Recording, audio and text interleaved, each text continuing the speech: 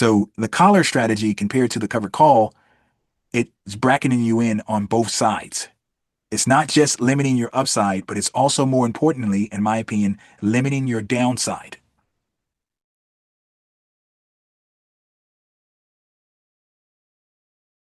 And let's talk about the covered call versus the collar strategy. So since we've been looking at Palantir, let's use Palantir to talk about the covered call versus the collar strategy.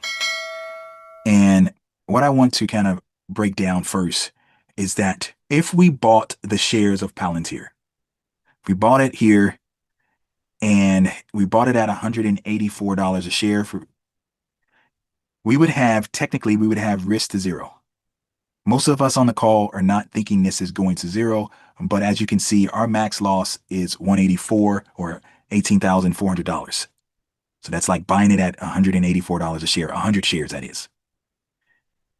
So our buying power would be about $9,200 to do it, but we'll have risk all the way to zero.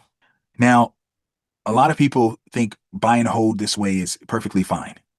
If you love this stock, it's okay to just buy it, sit on it forever, and hopefully Palantir will continue to go up 100, 200, 300%. That is possible. But if you do a covered call, and let's say you thought over the next 9 days it's going to go to 190, for example, well, you still have risk all the way to zero, as you can see here, but your risk is about $300 less than what it was for just buying the shares, because you're receiving $300 when you sell this call right here. You sell that call, you're receiving $300. So the premium that you receive acts as, at the very least, a cost reduction measurement or instrument, I should say. It also acts as the premium that you get to keep that you never have to give back. When you sell that call with the covered call, you are limiting your upside to that 190 strike, because you're giving someone the right but not the obligation to buy your shares at the 190 strike. And most likely the only way they're going to live up to that, or exercise that right, I should say, is if it's above the 190 strike, and probably most likely a lot above the 190 strike, because they have to overcome what they paid. So they just assume that they paid $3. Well, they probably won't exercise their right until it's about $193 to at least break even on what they paid for that call. But we don't know what they paid. Right? It could be less than that, it could be more than that. But we do know for a fact they have a right to purchase at 190. And that's where our upside will end with the covered call. When you buy in shares, you have potential unlimited to the upside. But you still have risks all the way to zero. When you do a covered call, yes, you still have risk all the way to zero, but it's less risk than the person who just bought the shares. So it's trade-offs with these two strategies.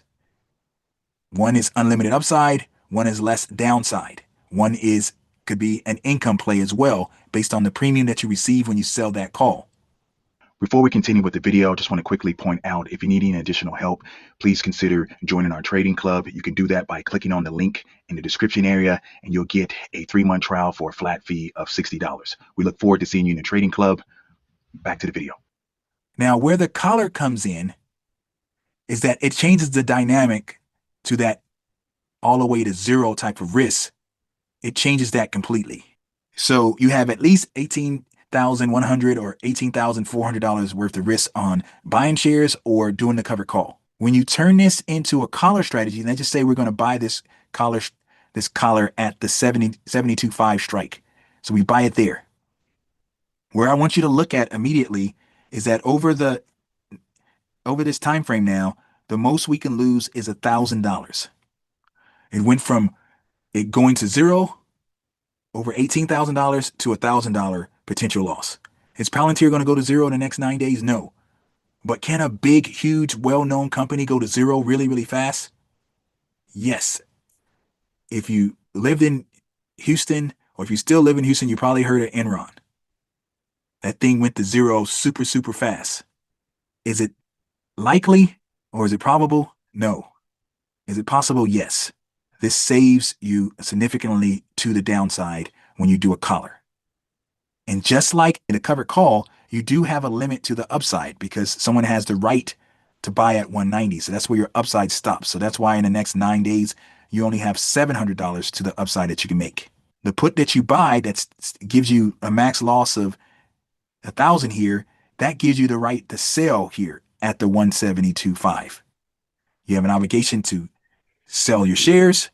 You have a right to sell shares at the 172.5 with that put. So the collar strategy compared to the covered call, it's bracketing you in on both sides. It's not just limiting your upside, but it's also more importantly, in my opinion, limiting your downside. So if Palantir's went up 300% and you have experienced that move and you're worried about it pulling back 100%, well, maybe I shouldn't say 100%. That would be zero.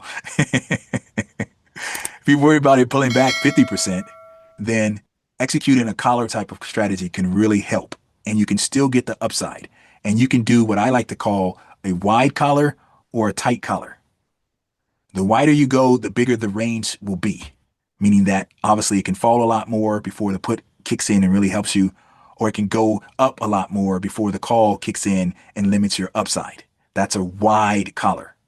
A tight collar is more of limiting your downside to very little loss and limiting your upside to a very little gain.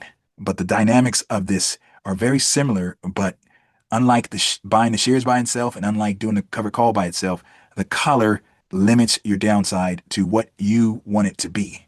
You can structure the collar to what you want it to be. Yes, that's going to obviously affect your upside, but sometime you're going to be okay with that.